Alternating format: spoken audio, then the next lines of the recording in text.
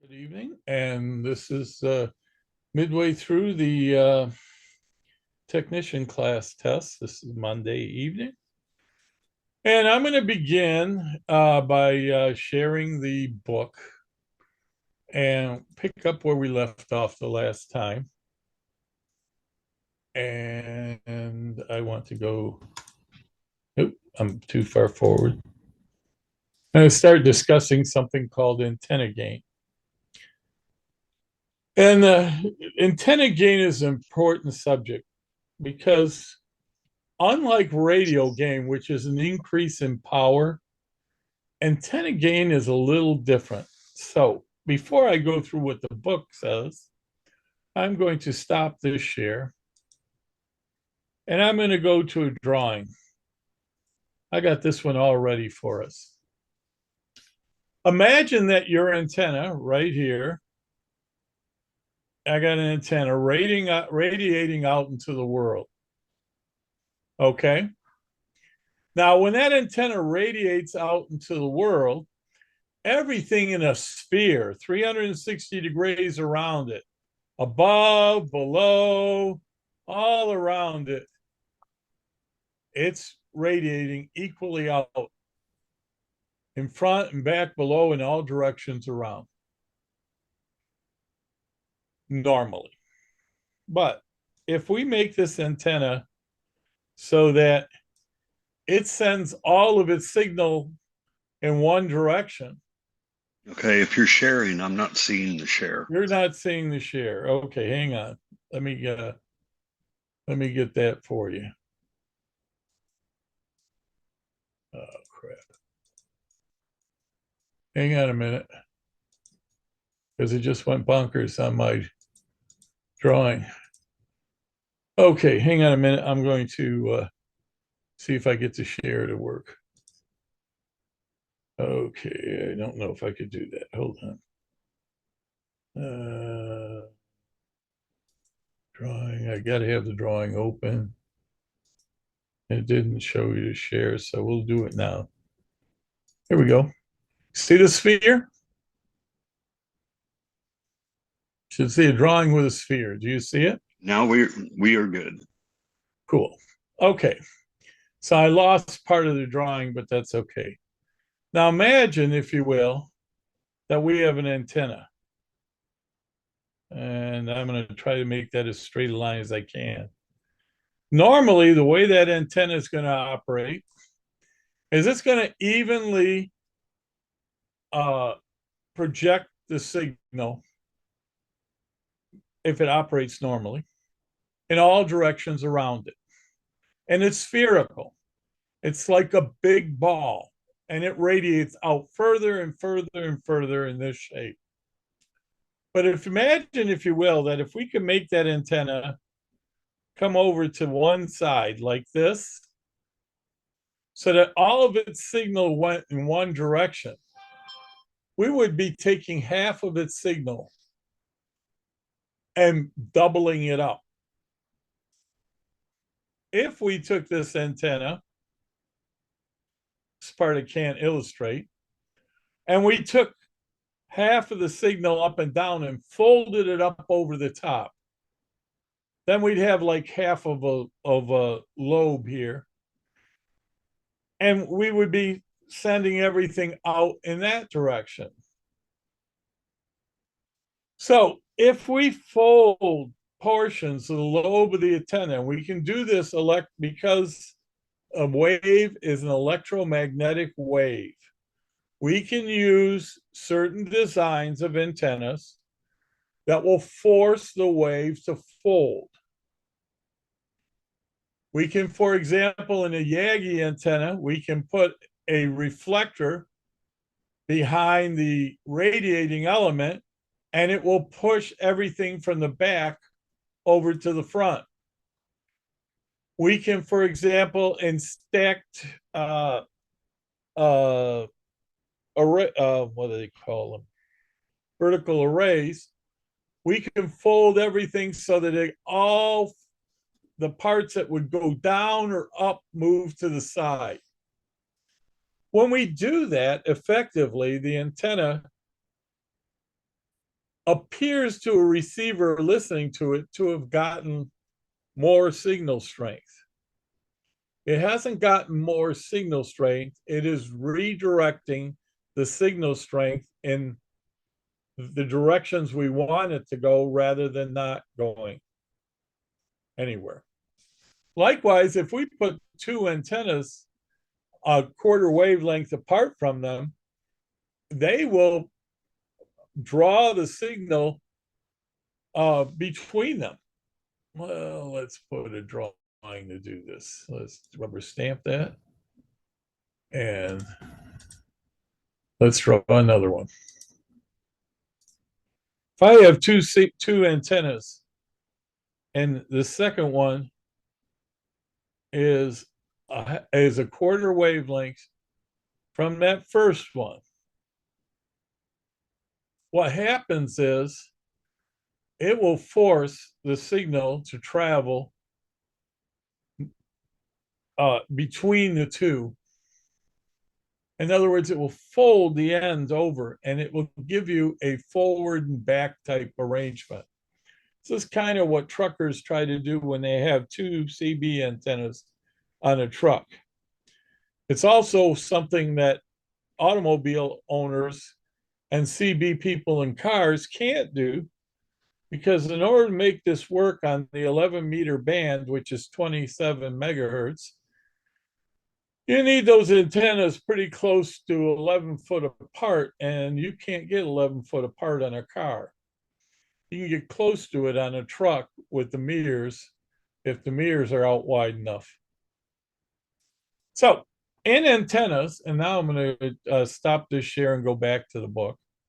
In antennas, when we're talking about antenna gain, what we're talking about is changing the pattern of the signal so that the lobes of the antenna, instead of being a round sphere, if you look at this is what happens when you push all of one side in one direction. Now, that back circle has been folded over. It never gets 100% perfect. Okay?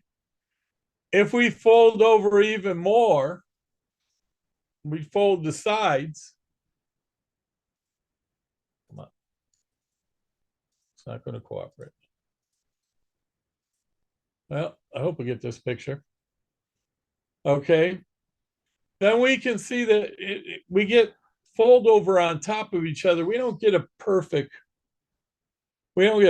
sphere in one direction, but we get a lot more signal in this direction than off to the sides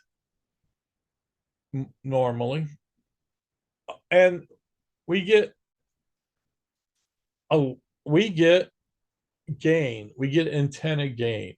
Antenna gain is just what I've described up to this point. You can think of it as we folded over parts of the signal to travel and augment or make the signal apparently stronger. Important part of this is, in order for this to occur, the signal has to be folded over so that it doesn't clash with itself. It has to be folded over in phase with itself. So there are rules to how it has to be done. And antenna designs are well documented on the internet, how to make this happen for various types of antennas. Generally speaking, if it's something like a stacked vertical array or a horizontally stacked array, there's specific measurements that has to be measured for the given frequencies. They can be off by a little bit, so you get a little bit of bandwidth, but they can't be off by a lot. In a beam antenna, there's not only a specific length that the radiating element has to be, there's a specific length that a reflecting element has to be, and there's specific distance All of that is dependent on the frequency. And the same is true with any directors that pull the signal forward. They have specific lengths, they each must be, and um, they've got to be specific to the design. Now, we rate and antenna gain by dB gain. Now, the mathematical formula dB gain is log 10 of whatever the power ratio is. So, for example, uh, if in if you're I don't want to go into all this, it'll be too difficult for you guys. Take my advice in this. The easiest way to remember and to answer most questions for DB questions, start off knowing that 3 dB is a 50% increase, a minus 3 dB is a 50% decrease in signal. So if your signal is going to go from 200 watts to 400 watts, that's a 3 dB gain. Now, if you're going from 20 dB to 200 watts, as in this example, and they do their calculations right out, and it's right. As in this example, it shows you it's going to be a 14 dB gain, but here's how I would do it. I would say, okay, from 20 to 40 is 3 dB. From 40 to 80 is another 3 dB. That's 6 dB. From 80 to 160 is 9 dB altogether, another 3 dB. Now, I can't double 160 because that gets me to 340 or 360. But I got 369 dB at 160 watts. 200 watts isn't enough for another 3 dB. So, is it? Wait a minute. Maybe it is. Yeah, it is. 3 dB double is no, I'm doing it wrong. Anyways, I'll cover this later in the question things, but I had a thing worked out. I don't have it handy right now to calculate it close enough from doubling the dB. Important thing to understand, and the part that they really want you to know, is that the reason why I'm mentioning 3 dB is because the human ear cannot distinguish any better than a 3 dB change. That's why we use dBs. If a signal comes into your radio 1 dB or 2 dB louder, even though the test equipment might be able to measure it, you would not be able to hear the difference until it got to 3 dB. The signal has to double every single time. Okay? So,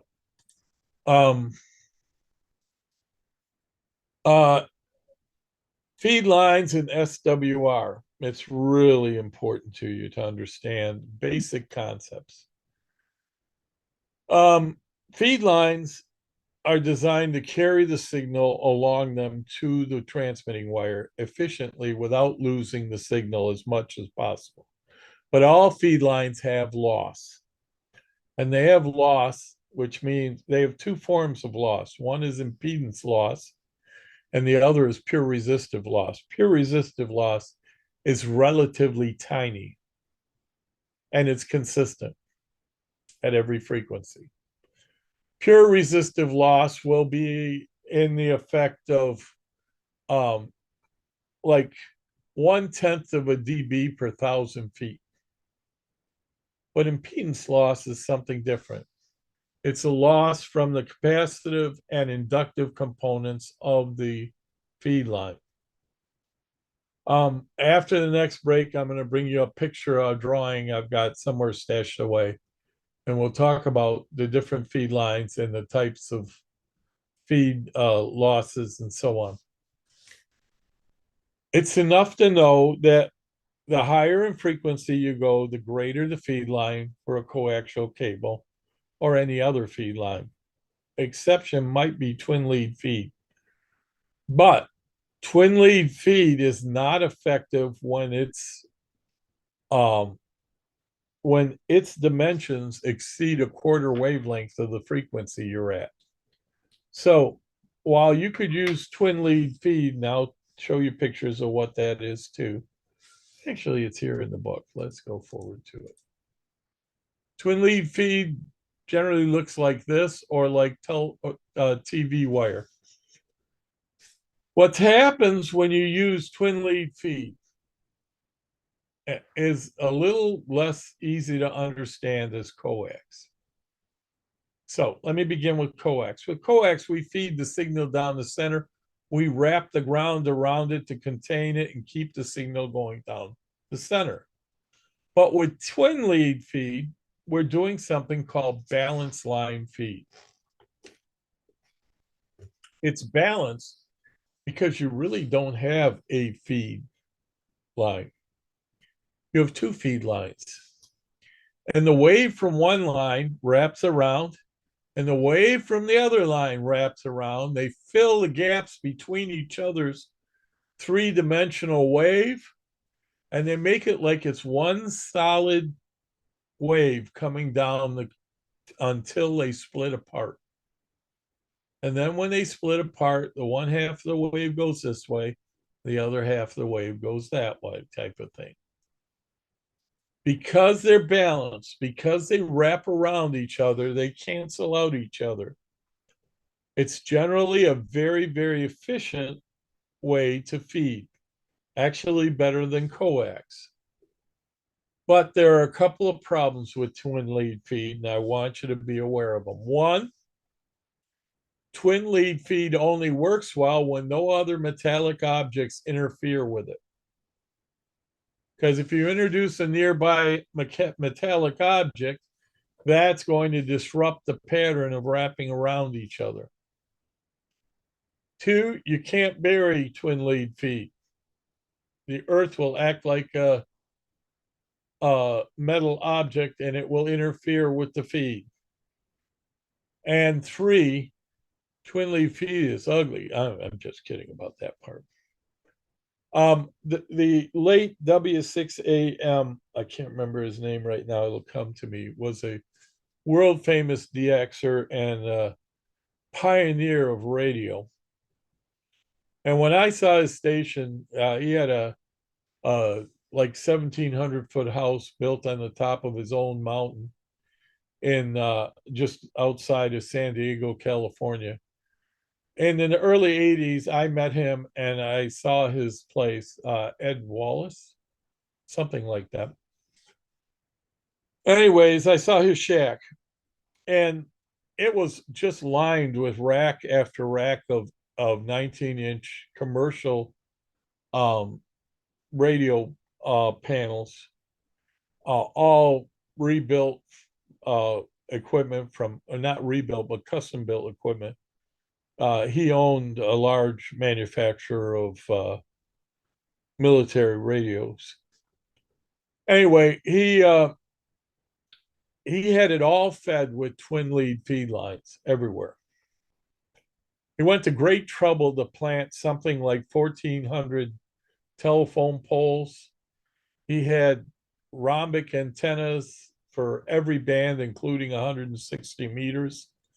And this man, he had multiple rhombic antennas, so he could switch from rhombic as a directional antenna. He had them set so he could switch from one facing north to one facing south, one facing east, one facing west. Imagine 160-meter rhombic takes around 630 foot of wire for each one of these things. I understand that when he died and they tore down his shack, it cost the contractor $1.5 million to take out all the telephone poles and wires. That being said, just for side information, coax, we're going to take a break in a little bit, but coax, of course, is easier to follow. It has a shield which acts to contain the signal straight down the center. There is one other type of feed for ultra high frequencies, well above most spectrum hams use. We use something called a waveguide. We can no longer use a coax or twin lead feed for those frequencies because the impedance from the capacitance of the coax is way too great. A waveguide is very specifically designed for the frequencies going to be used through it, and they act just like they sound. That's like a long tube, empty tube that the RF signal travels through. The largest one I ever saw was owned by a private organization that we all pay taxes to. I say private because you're not supposed to know about this place. It's not really private, it's privately protected. And it was 8 foot in diameter inside to handle the wattage that they pumped through it, a little greater than 8 feet, and the ultra high frequencies they ran through it. A waveguide just guides the wave through itself until the feed point. And that's usually a feed horn because it's so high in frequency. All right. So getting back to the antennas and feed lines. The feed line, coaxial feed line comes in many different types. And it's great for medium to short uses.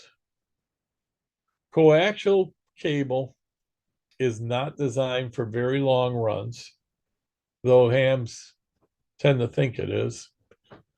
Efficiently, it can't be used on UHF and VHF frequencies for more than about 20 or 30 feet without loss. But the loss at 20 or 30 or 40 feet is usually about a half a dB or a dB. Remember, I told you earlier, a dB isn't enough for you to hear or detect the difference. You won't know the difference on your signal, nor will anyone listening to your signal.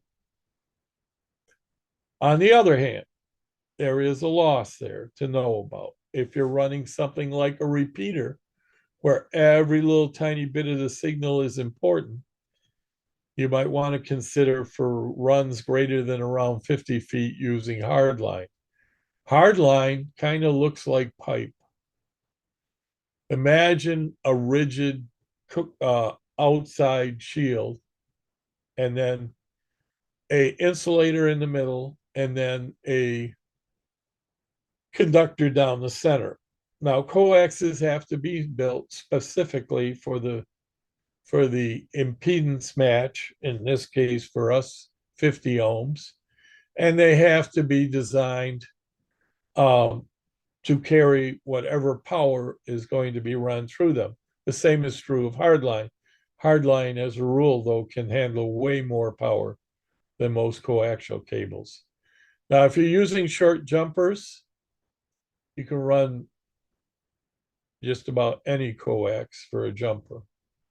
You know, a few feet, 10 feet won't make a difference. Now, twin lead feeds. I really don't recommend you ever use the 300 ohm television twin lead feed, but the space twin lead feed like this is actually a 450 ohm feed line. It's great for HF transmission. As novices, it'd be okay for 10 meters, but you won't, I'm sorry, as technicians, it'd be okay for 10 meters, but it won't do you much good. So a quality coaxial cable for most ham setups would be great. Try not to put the antenna 500 feet from the house. If you're going 500 feet from the house, you're going to need hard line. My furthest antenna is almost 200 feet from the house. I have my HF feed running out to that tower on 1/2 inch diameter hard line. I have my 2 meter and 440 running out to it on 5/8 inch diameter hard line. And I have my 1.2 gig line going out there on 1 5/8 inch diameter hard line. Imagine that's pretty big around, guys. I'll take a little break. Any questions so far? All right, we'll get back here at 10 after. No questions at all so far? No questions from anything else in the book, or anyone have any questions about um, uh, any of the maybe anything you've been trying on some of the tests, the sample tests? I did tell you all, did I not, to start trying the online tests? Very good. Yes, you did. Where are those found again? Geez, I have to pull one up. Tom, what's the best one? We talked about it the other day. Ham study. You're talking about a test? Ham study is good. Yeah, ham study. I couldn't think of the name of it. I think it's just www.hamstudy. Is it org? I think so. But if you just search a ham study, it'll pull up. It comes up. It's free. It's fun to go through. You'd be amazed how well you'll do at this point. Sorry I was late, guys. It was my Monday California call once a month night. So Pardon? I said, sorry I was late. It's my Monday once a month California call. We talked to our West Coast plant, so I was running a little late. Sorry, we can't accept any excuse around here. Yeah, we don't accept excuses. All right. It's hamstudy.org. Don't worry about it, for God's sakes. You know, that kind of reminds me of, I'm going to have to tell you guys a little joke. This guy dies, gets to heaven, and he's a old gangster. And he's at the pearly gates, and he says, "Oh, St. Peter, I don't know how I got here. I wasn't a religious guy. I was a terrible guy all my life. I know I'm in the wrong place. I won't be upset if you send me down to the other place." And he says, "Yeah, you got a little bit of a spotty record, but," he said, "to tell you the truth, it wasn't all that bad. It's not like you murdered anybody or anything. You just did a little stealing and things. Yeah. Yeah, we don't really keep records on minor crimes or sins. We just go by the big stuff. Got no murders, no rapes, no kidnappings, and the rest we kind of let slide." St. Peter said, "So let me give you a tour of heaven." So he goes through all of heaven, and it's just a beautiful place. And eventually on the tour, they get to this clearing. And there's all these people standing in a circle, and they're all bent inward.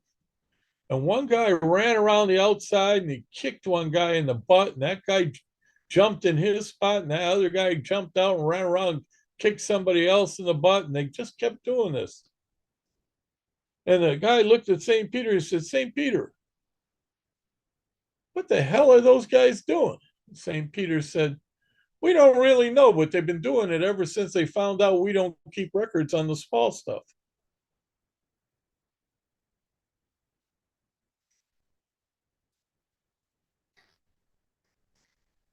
I thought that was appropriate.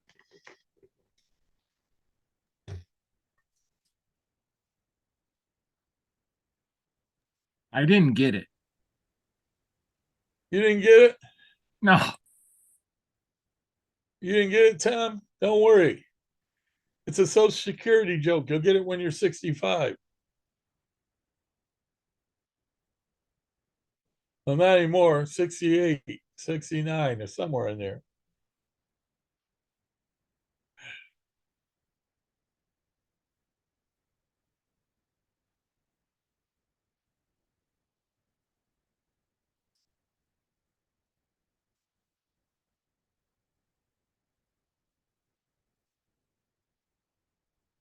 One day I sat down and figured out how to punish every ham radio operator if they ever did anything bad. And all they have to do is pass a law that says when a ham radio operator retires, they all have to move into the same nursing home. Within a week, the intermod would be so bad, and the interference from each other would get so bad, they'd be living truly in misery. Anyway, and if anybody wants to know why the ARRL doesn't have any retirement homes, I bet that's why. I wonder if they ever tried it.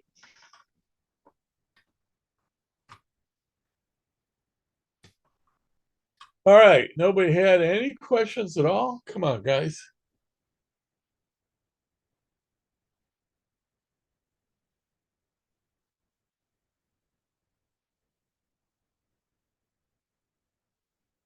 Well, I'll just give you guys a little rest until it's time.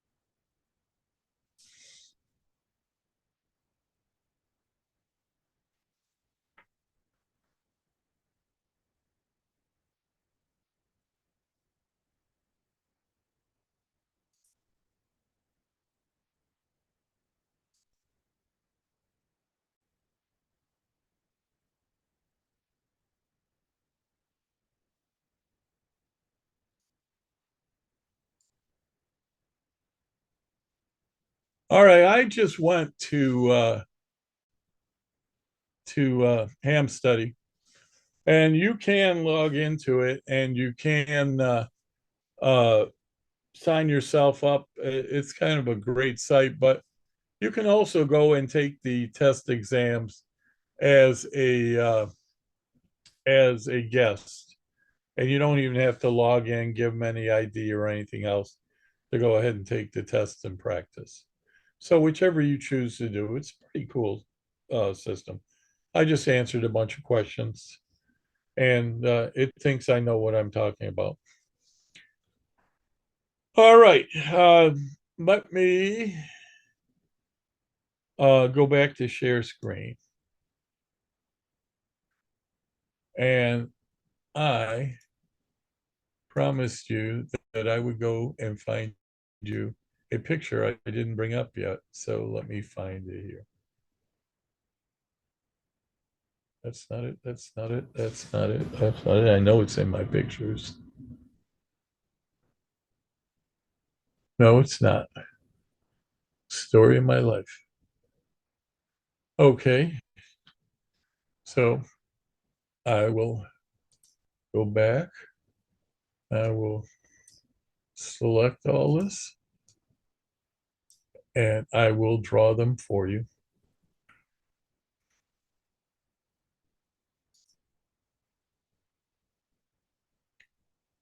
It didn't work.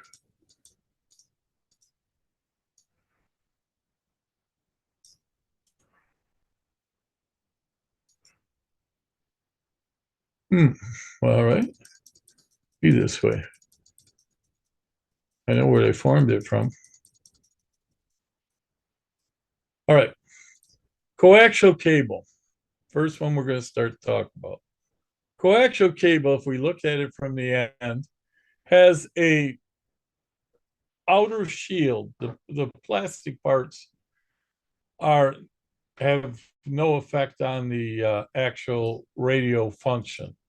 They only keep the conductors apart from each other. It has a coaxial shield and a center conductor. So does, by the way, hardline and all other feed lines. All right, that's not supposed to have a hole in the middle, but you get the idea. The actual diameter of the inside compared to the diameter of the outside has been already calculated by the manufacturers with some mathematics we are not going to cover in any ham radio class, so that the capacitance across the whole length of the wire combined with the inductance of the whole length of the wire is going to equal 50 ohms. And the shield guides the signal through. Now, twin lead feed lines, we're going to look at this from the side, are effectively two wires. And they're run at a distance between each other. And hams can calculate this out so that the wave that travels between them. Why won't this come here? Here we go. The wave that travels between them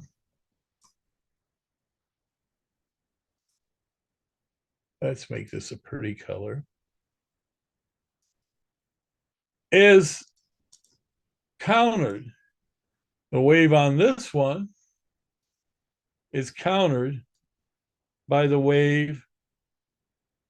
Hope I can make this come across. Nope.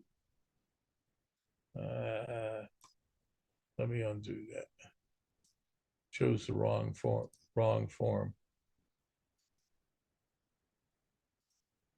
I want to go to the next form. There we go.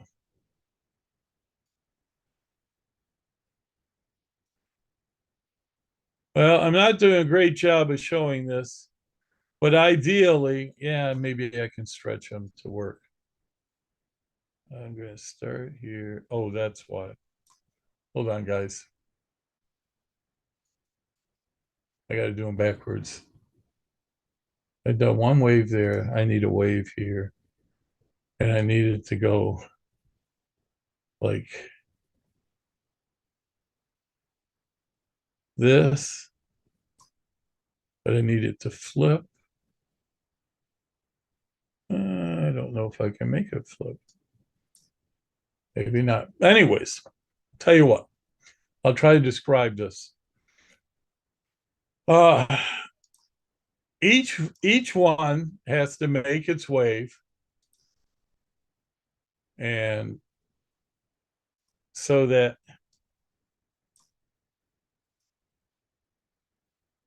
its wave will be wrapped around the other wave. I'm not doing a great job of getting this to work. I don't need them parallel. I need them wrapped around each other. So let's do it manually. It won't be as pretty. I apologize. Let's undo this. Let me take a paintbrush out. And I'll take a pretty little drawing instrument. And I'll make the wave from this one. Oh, that's not going to work. Let's change the thickness to maybe here. To 100%. Let's undo this. Let's try it. So that wave counterbalances or wraps around, fills in between the other wave.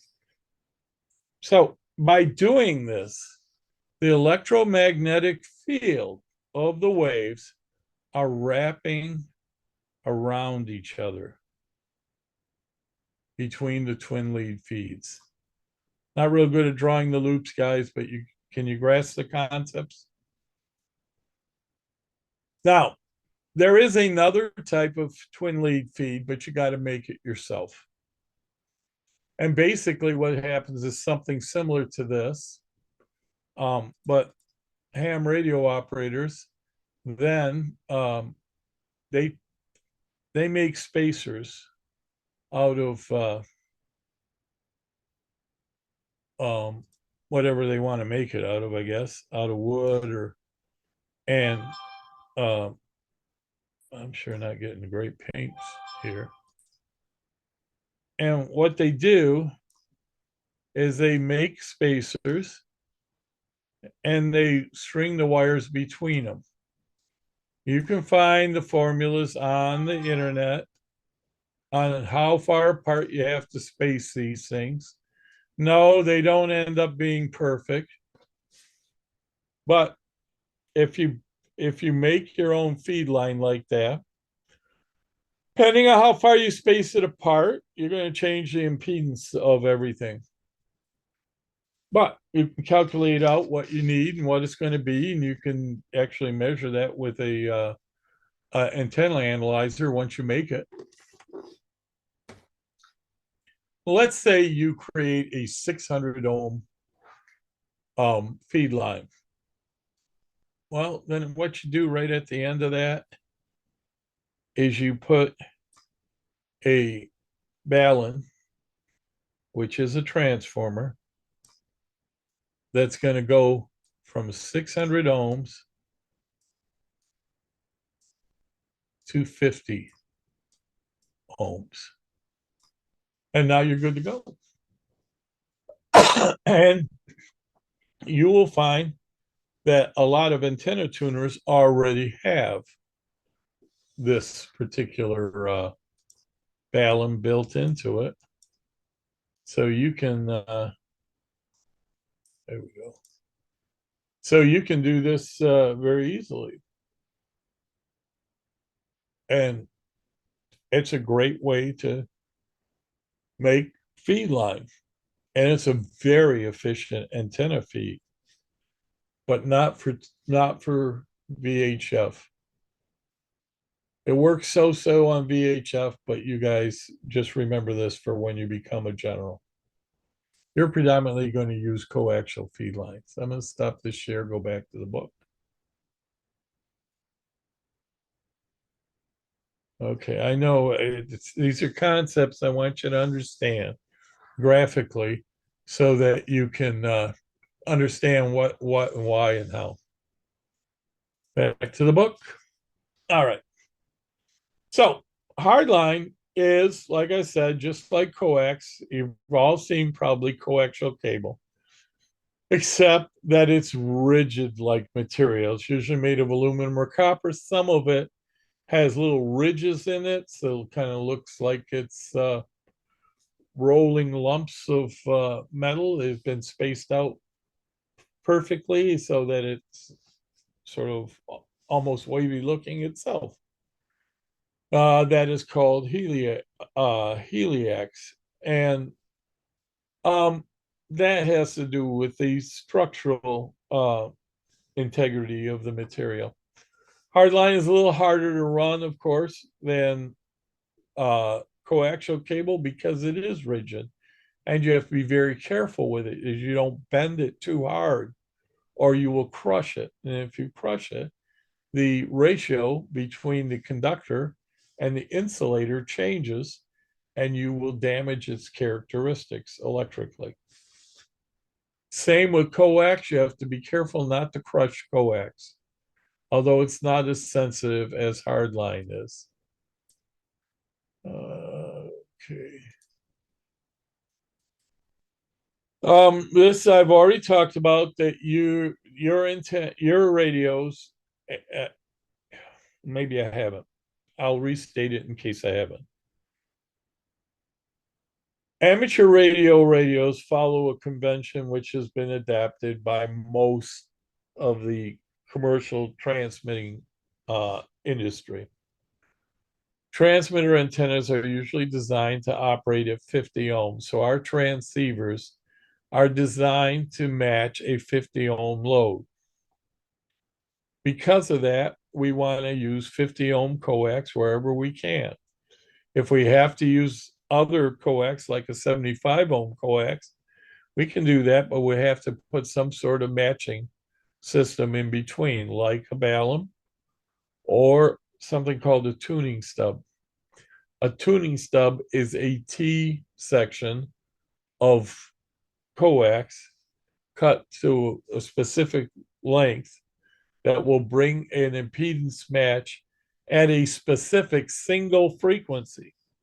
It's not all that useful in your ham station or mobile because you would only be able to effectively use it at one frequency. But if you're using it for something like a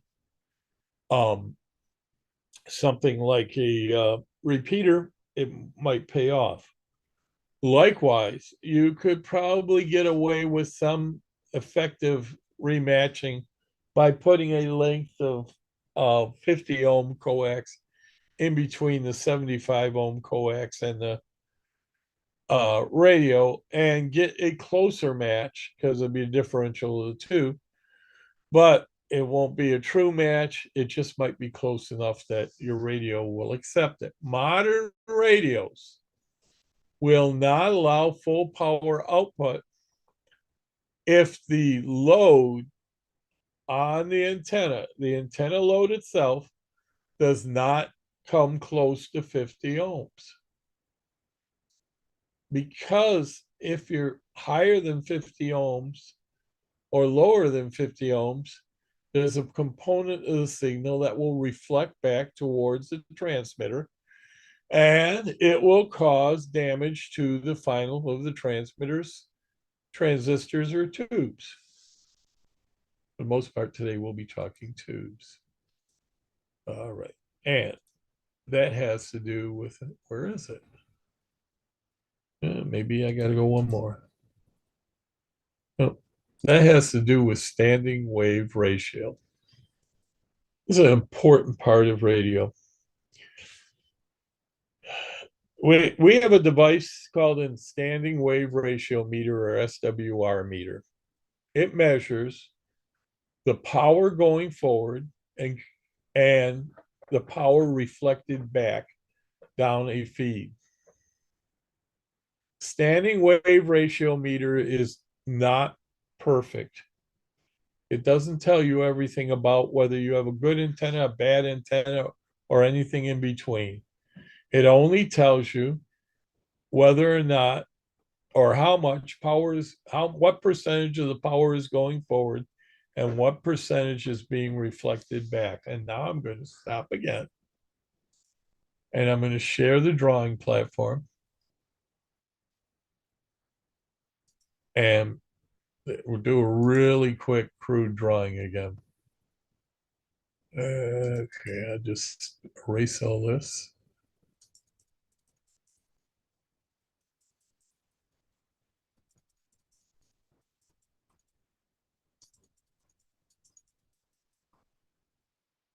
Don't want to cooperate. There we go. All right. When I've talked to you about waves, and I will talk to you about this till I'm blue in the face, we start with a, no, that, not that.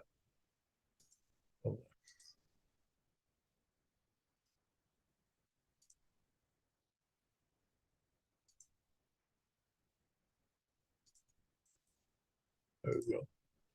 We start with a point of reference, the 0 voltage line. This is basically a graph line that I'm describing. Now, there we go. It's supposed to be a straight line. Bear with me if it's not. If I have a wave going down this line, and this is my antenna, as long as my wave ends at the end of the antenna right here and begins at the beginning of that antenna, because that's a feed point, as long as this wave ends somewhere where the voltage is 0, and note that in this antenna, the wave traveling on it crosses 0 several times, twice in every cycle, 0 and 0.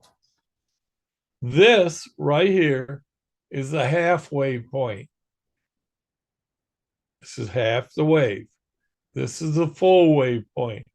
This would be a wave and a half point. So if we look at this, we've got 1. Oh, I don't like that, but we'll just do it. 2, 3, 4 points on this drawing. If I make an antenna like a dipole feeds right in the middle. Make an antenna like this. My wave's going to start evenly at one side. It's going to start on the other side. It's going to leave when the signal is at 0, most efficiently. This is an effective antenna.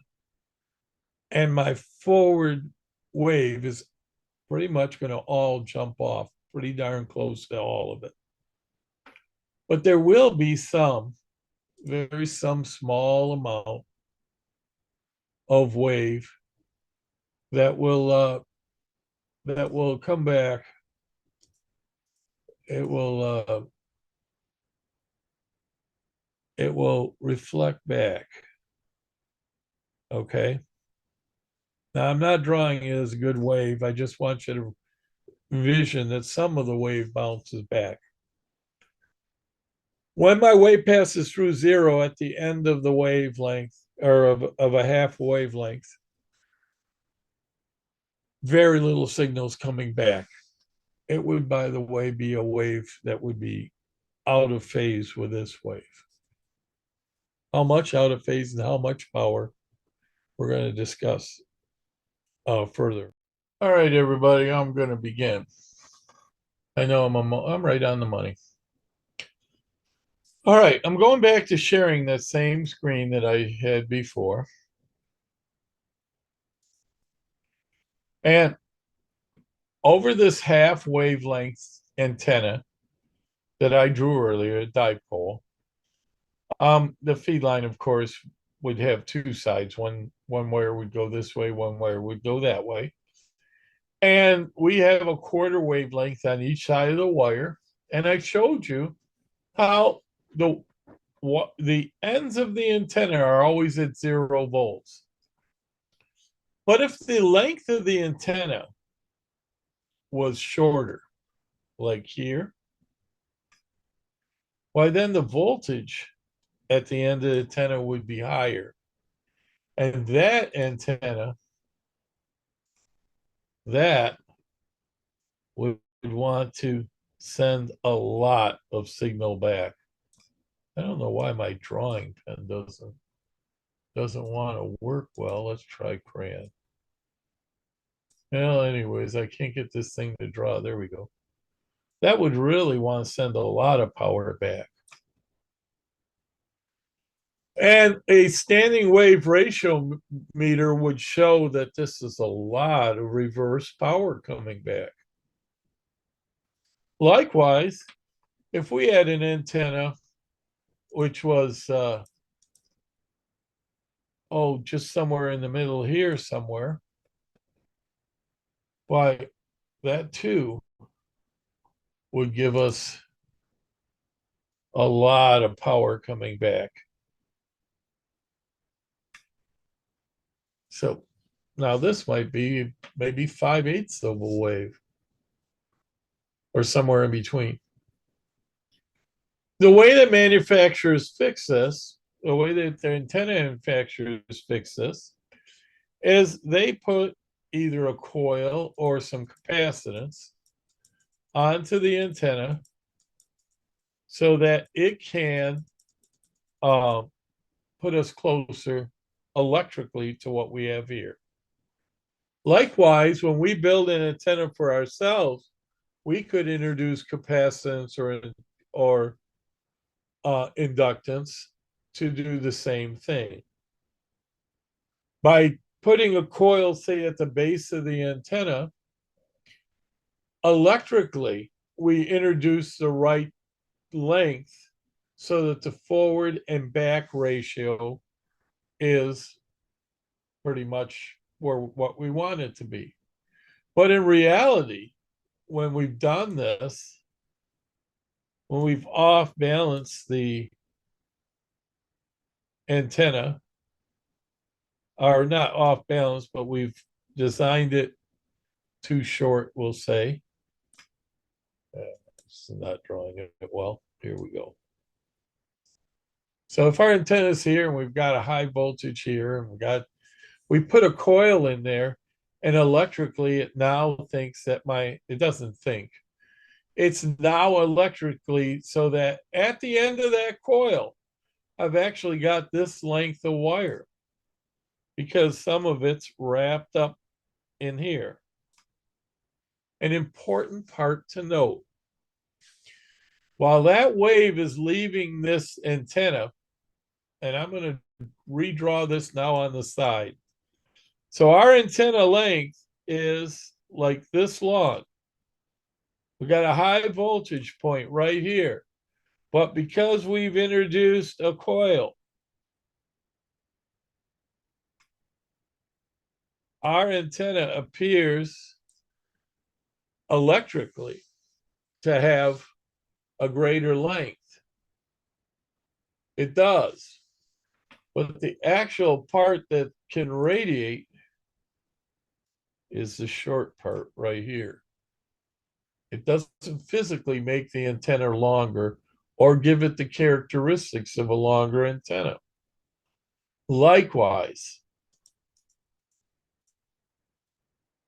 when we have an antenna, and I'm drawing this one sideways, we have now let me draw it vertically. It probably makes more sense.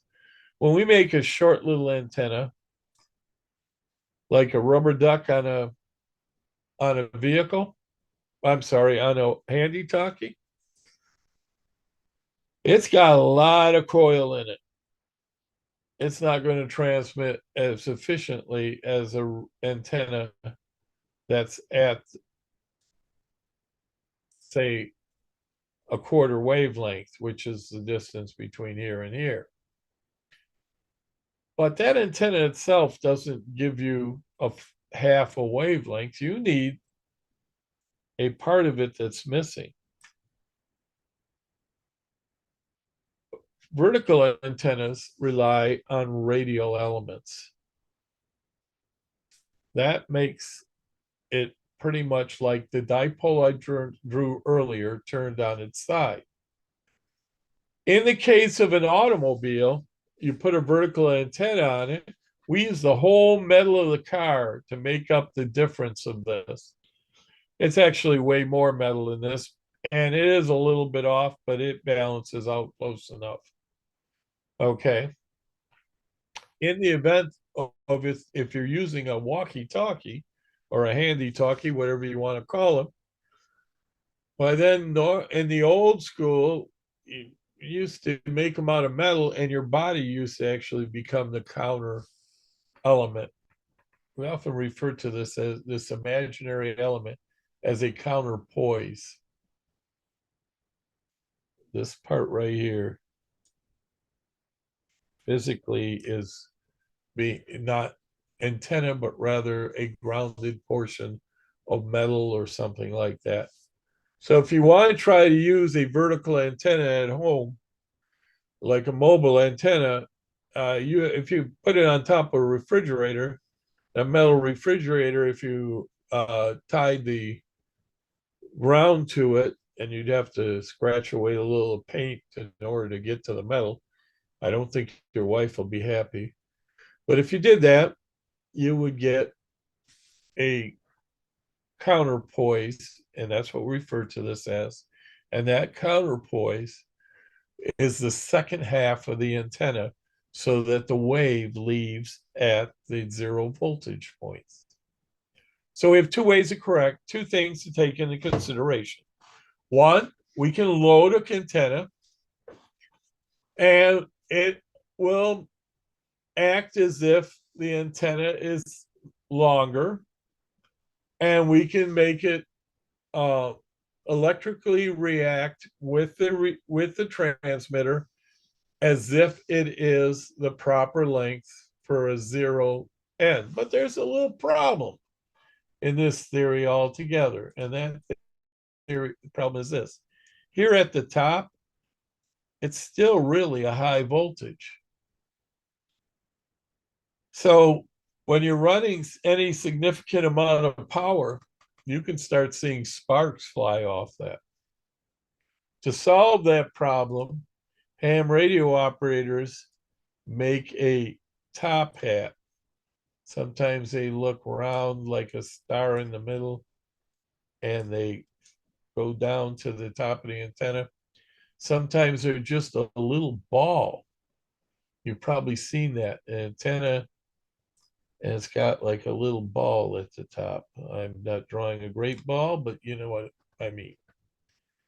The top hat serves to prevent what we call corolla arcing off the top of the antenna. It's an important part of your antenna. If your antenna has a corolla top, a top hat ball up at the top, a little ball at the very top, and you go through a drive-through and it scrapes it flat off, your antenna is not going to work right anymore. And it might start arcing with sparks off the end if you're running enough power. All right, I'm going to stop this share. We're going to go back to the book. Any questions so far? Does it all make sense? Okay. So going back to the book, I got to get through chapter 5 or 4 today because we got to get on to chapter 5. So I'm going to try to get through the rest of this as fast as I can. So our SWR meter is a meter that measures forward and back, and it can sometimes have two needles, one that actually displays the forward power, one that displays the reverse power. And when you get them both to having the maximum forward and minimum reverse, then you've got a properly tuned antenna. It can also be a single dial or new numbers, digital numbers. And when you tune it, it will reach a mark or indicate a ratio. A top-notch ratio, or the ideal ratio, would be 1 to 1, actually, but you can't get 1 to 1. It doesn't exist. The closest you could ever get mathematically is 1 to 1.1. 1 to 1.2 is pretty good. 1 to 1.3 is pretty good. And some radios, 1 to 1.4, they do not work well with. So you want to get that as close to 1 to 1.1 as you can when you're trimming an antenna for or adjusting it for an installation. When you install an antenna, you will have to make minor adjustments because the environment around the antenna will change electrically the forward to reverse ratio because it has effect on the total impedance of the antenna. If you build an antenna on the ground and you match it perfectly and you put it up in the air, you may find it no longer matches right because adjustments have to be made where you put the antenna because the environment around it will introduce or may introduce magnetically effective or metal components like a tree. Trees are made of wood. Wood's a great insulator, but live trees also have a salt-based fluid traveling through them, just like you do in your blood and your veins. And that provides a influence on the magnetic fields, and antennas are trying to transmit electromagnetic fields. So I'm going to jump ahead. Practical antenna systems.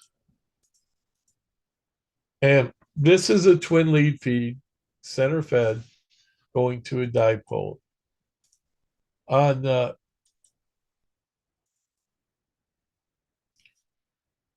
you'll notice that this twin lead feed is going one side to one side, one wire of the antenna, and one lead to the other side. This is very effective HF antenna. It's still effective at 50 megahertz, but you won't find this antenna useful at 2 meters and 440 as much. Actually, 2 meters doesn't work too bad, but not with twin lead feed. I would go with coax. Okay. Now, if you make this antenna right there, before you put this feed line on there, this antenna is actually a 75 ohm antenna. If you bend each leg down, instead of going straight fully across, so that they're at 45-degree angles to each other, or in other words, this side came down at a V, we call that an inverted V antenna, and that would be a 50 ohm antenna. Because the magnetic field between the antenna being folded down or bent down changes the impedance of the antenna. Now, introduction to feeding it with a 300 ohm or I'm sorry, 450 ohm feed line changes the whole formula. Effectively, when this comes back to the shack, it's a 450 ohm load and a matching some form of matching circuitry, either a Balaam or a tuning circuit has to compensate this. Now, two things to remember about that when I say that. Balance, transformers, balance, or balance, I don't want to use the word balance. Balance match the impedance across any frequency. Tuning circuits have to be constantly retuned for every frequency you change to. They operate over a close range once you get them tuned.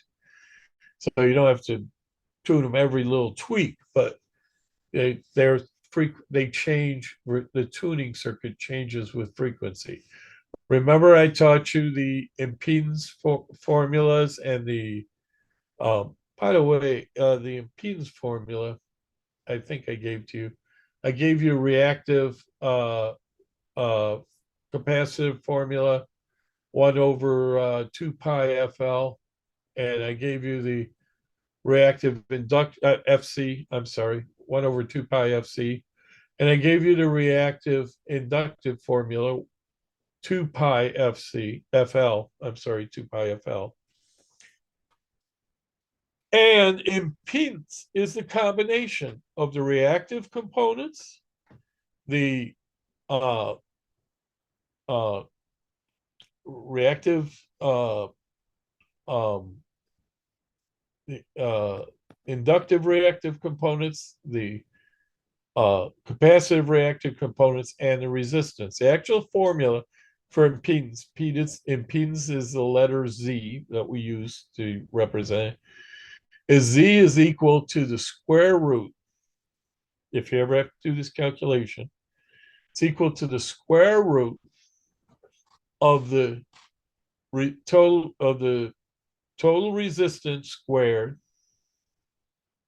plus the total inductive reactance squared plus the um,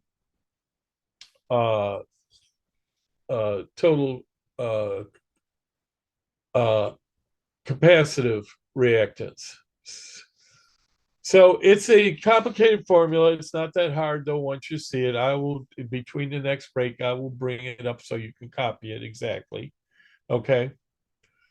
But the point you need to understand in all those is that the portion 2 pi FL or 1/2 pi FL has the letter frequency in there. So when we change the match, which inductance or with capacitance, it is frequency dependent. Okay. This is also true of when we add a coil to an antenna at the base. It is frequency dependent. When we use a capacitor at the base of it or somewhere in an antenna for a match, it is frequency dependent. So I'm going to try to get this to close. There we go. So when we have an antenna like a dipole, I showed you earlier that drawing of it circular around the antenna. This is what I'm talking about. We're talking about folding over the lobes, like taking 1/2 of this and folding it over for the, when I illustrated a beam. And they do talk here about a ground plane antenna, which is what I described to you earlier, that a ground plane antenna, like a vertical going straight up and down, some sort of counterpoise is necessitated. We provide ground wires for vertical antennas on the ground, and they provide the counterpoise. Commercial broadcast stations, they do something really interesting. They bury a grid underground, a massive grid of like rerod that they've calculated out to match their transmit frequency. And underneath the whole field around the antenna, like for thousands of feet, they've got a metal mesh, tremendous high mass of metal to provide the counterpoise for a commercial broadcast station. And this picture kind of illustrates that to you. Essentially, what you want to make is a vertical antenna with its like a vertical dipole shown here. Let me see if I can blow that up. Here we go. This is a vertical dipole drawn here.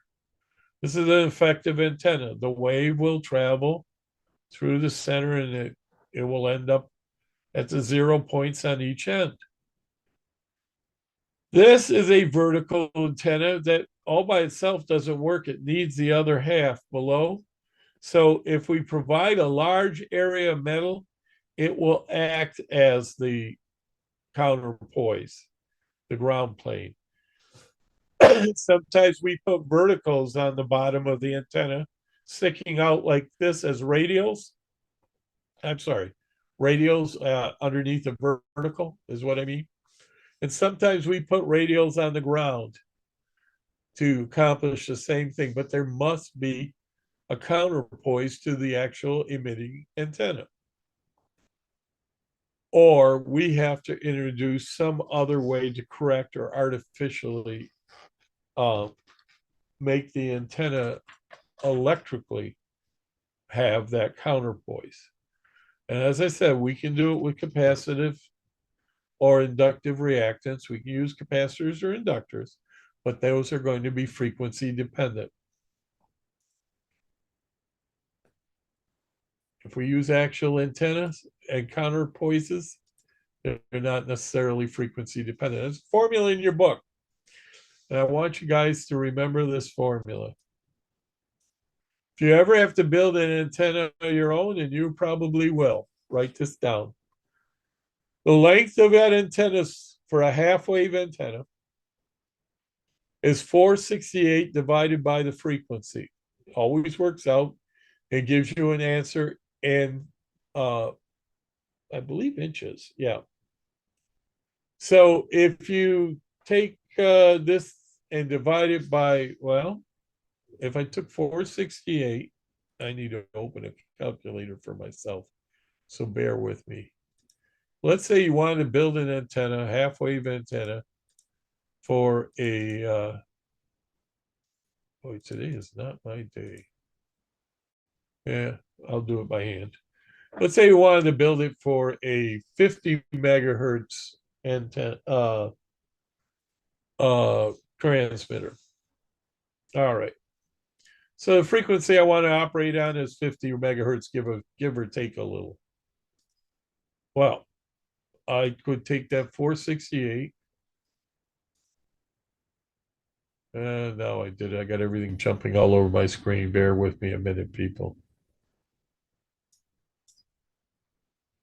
Oh, crap. I'm getting to be the most inefficient or computer operator in the history of mankind.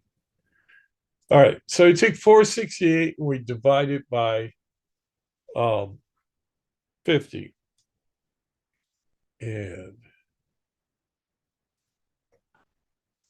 I'm sorry if I've got all sorts of screens now popping up on me. I accidentally did something.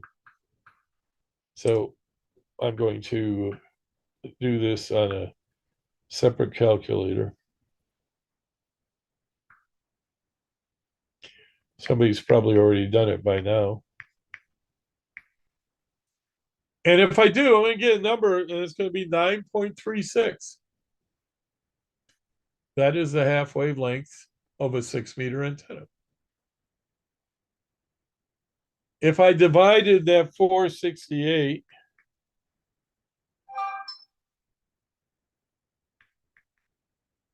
by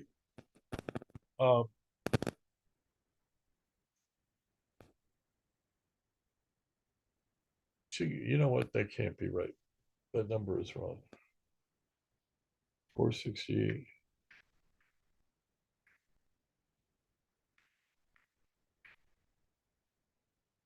Yeah. This answer is actually in feet, not in inches. Okay, I don't usually use this formula. I use the metric system. So I got to admit that it caught me by surprise. So if I take 468 and have divided by the frequency in megahertz, okay, it's going to give me an answer that is in feet. So 468 divided by 50, they used 50.01, gave them 9.33 feet, which is 120 12 inches. If we did this and we divided it by 145 megahertz, we would get something close to um,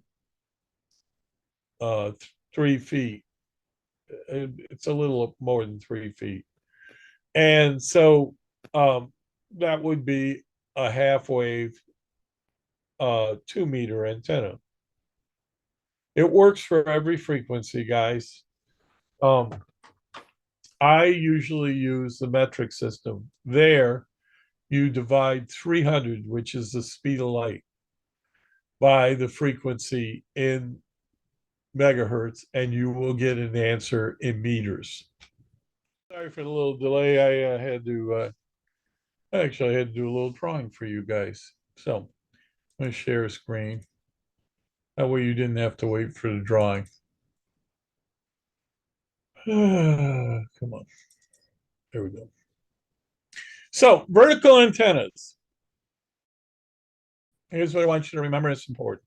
You got to have you're either going to have a vertical antenna with a counterpoise. Okay. Or you're going to have a vertical antenna with some form of radials, whether they're on the ground or up in the air. You got that? Next thing I would point out is an important antenna you'll find very commonly used in ham radio is an antenna like that, looking from the top down, looks like this right here. This is a basic Yagi antenna. Now there'll be a beam running down the center of this antenna, holding it together, and but it doesn't serve as a part of the antenna because it's generally insulated from the rest of the antenna. So the only elements that are important are the actual elements. The center, this element here is the feed element. It is cut usually to a quarter wavelength on each side. Then a mathematical formula developed by a physicist named Dr. Yagi at the University of Tokyo in 1928, who invented this antenna, figured out that if he put a certain length of wire of conductor behind the radiating antenna, it would push the lobes from the back forward like this. And if he put shorter elements in front, and there's a calculation, you can go, well, you go 11, 12, 20, but there's a point of diminishing return. He realized that if he put these directing elements on the front, they push that beam out even narrower. And the more elements, the narrower it gets. Dr. Yagi's antenna, the Yagi antenna, has all of the components of balance and counterbalance, but it takes advantage of reflectors and directors. A similar antenna is a quad. A quad does this, except that these elements are square. They're a bunch of squares, one in front of the other, and so on. It offers a greater performance in some cases with fewer elements, but quads have a great deal of physical structure to them, so they also introduce a great deal of wind load, and that's their disadvantage. Let's stop this share. Let's go back to the book so I can get through most of this today. And there we go. Share screen, back to the book. Where did the book go? Here we go. Moving ahead. You got I want to talk about flexible, real quick, flexible antennas like rubber duckies. I've already told you the way they work. They are a ground, they're antenna. They don't really have a great ground plane.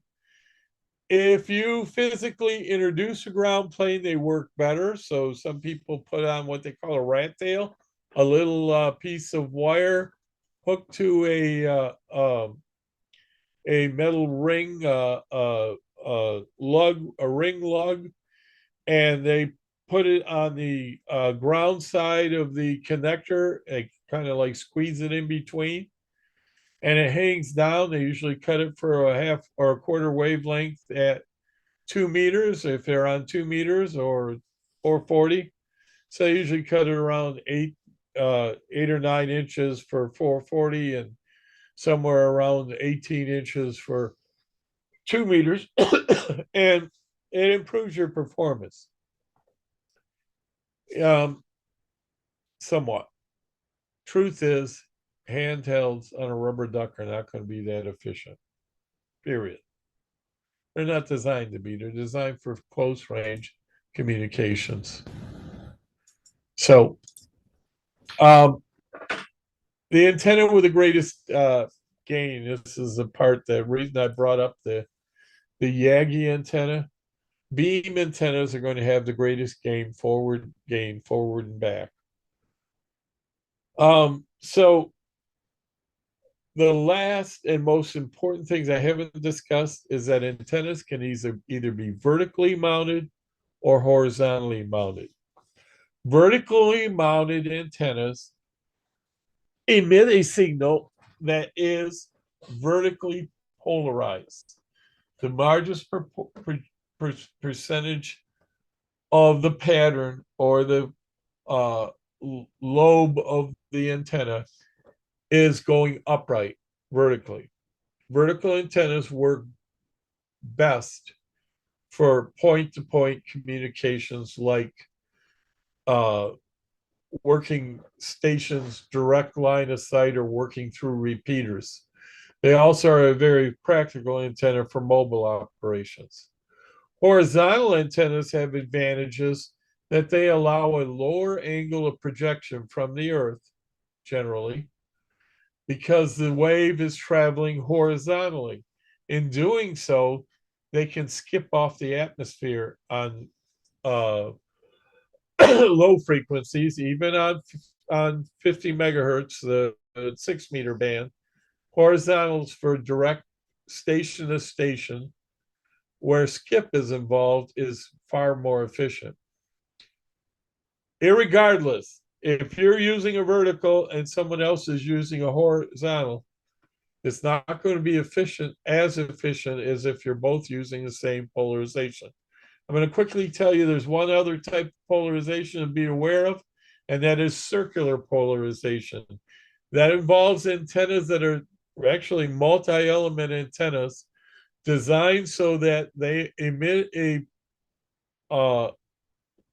polarized wave that travels away from them or is received by them in a spiral configuration.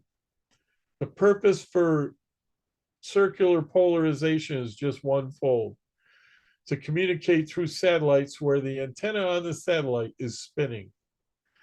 And so you have to match the spin of the satellite, in the sense that if the satellite is spinning right clockwise, you have to have an antenna designed clockwise. If the satellite's spinning counterclockwise, you have to have one designed counterclockwise, and we refer to that as left-hand or right-hand circular polarization. You don't need to know great details on this because it's not as much of a factor today as it once was. But it's good to know if you ever get into satellite communications. Now, on very, very high frequencies, above the UHF spectrum, we get into a whole line of different antennas, like dishes. A dish is basically a very small, because the antennas on these frequencies are real tiny. A dish is a parabolic shape that acts as a focused reflector, just like a mirror on a mirrored telescope. it bends this or bounces a signal in a narrow beam in the direction the dish is pointing. Now, a dish has to be designed so that the feed point, a actual antenna, is a specific distance ahead of it, and the diameter of the dish has to be designed around the frequency being used. But that's what dishes do. They are very, very efficient, narrow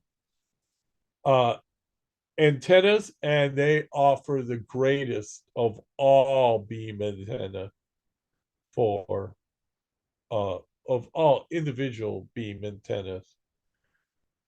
The only thing that offers a greater efficiency and a greater gain is beams that are in an array.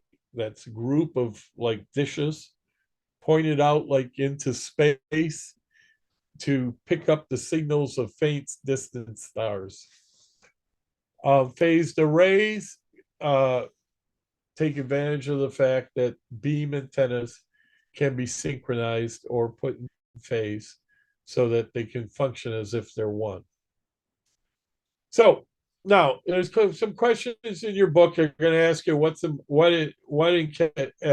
type of connector, for example, T906. I didn't cover antennas fully with you. When I cover these questions, I will, but I want you to know these too. Which of the following RF antenna types most suitable for frequencies above 400 megahertz? That's the question. When you get to it, the answer is probably going to be an N connector, because an N connector is a connector designed for above 400 megahertz. And it says, which of the following is a true PL259 type connector? 259 connector, PL259, is a very familiar connector to transmitters. You've probably all seen it. And I think there'll be a picture of it coming up. Here we go.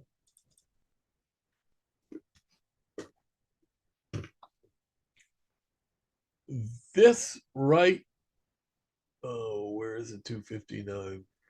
Well, that's a 259 barrel connector for connecting two wires together. And this right here is a 259 connector. You'll see that on the back of most radios. An N connector looks very similar. This one here is an adapter, but they look very similar. These are all adapters, it looks like, but it's a little wider and it kind of like bayonets on. N connectors are good into the microwave spectrum. UHF connectors, which is a PL259, 359, SO 359, 339, I'm sorry. The PL and SO designations are for plug and socket. And the numbers, they come from the US military, and we have stubbornly keep using it. They are actually called UHF connectors. Now, a lot of hams say, well, wait a minute, they're not good above 400 megahertz. They shouldn't be UHF connectors. Fact is, they are. I've tested them all the way to 901 megahertz, and at that point, they start to show some breakdown. Not much, I might add. Surprising how effective they are. And I tested up to 9 connectors in a row, didn't have any significant loss before 910 megahertz.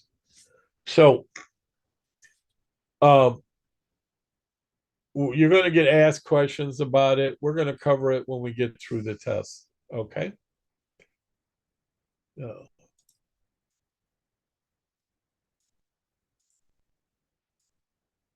There we go.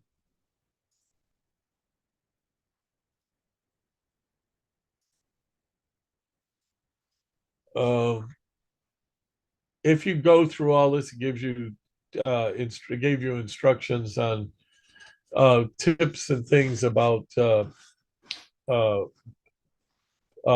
connectors, waterproofing the connectors, and everything else. Waterproofing is your best friend.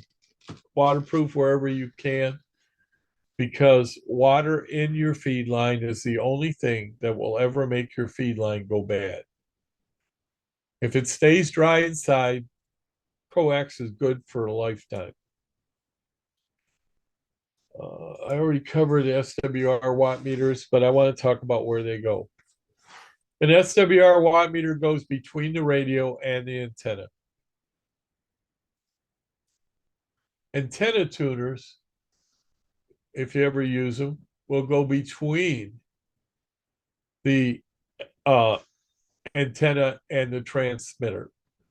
But you need a SWR power meter in between so you can know that you're making a match. If you put the meter on the antenna side, you won't be seeing what the transmatch or antenna tuner is doing. So if you had a separate rather than a built-in meter, this one shows a built-in meter. If you had a separate one, it would go between the radio, the transmatch or antenna tuner, and then the antenna tuner would feed out to the antenna. Now, antenna tuners come in manual and automatic. This tool is one of many called an antenna analyzer. This doesn't go in your station in between your gear. You can use this to check the impedance and match of your antenna and its feed lines.